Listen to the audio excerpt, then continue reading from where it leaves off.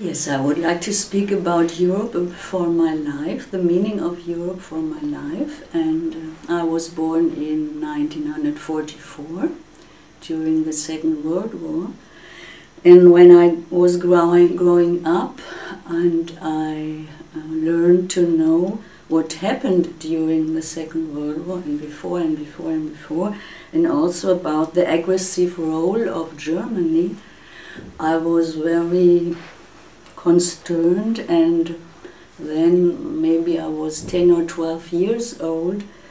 I saw in a magazine a photo, you will all know this.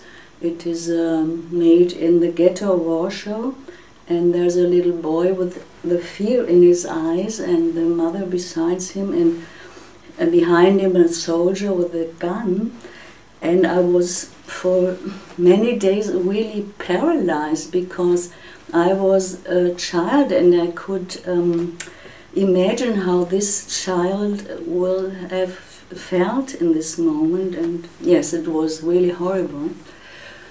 And later on in my life I went to Berlin and I studied there in the years 68 to 74. And it was the time, as you all know, the students were very active, and they and also I did a lot to change something in Germany, and that was a very important time of my life.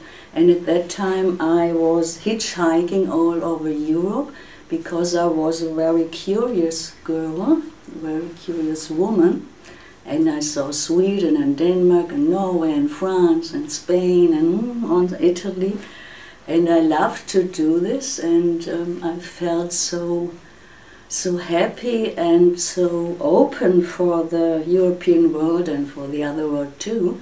It was a very good time in my life, and now I see some problems about Europe, but I hope we will have some solutions to help the problems of the moment.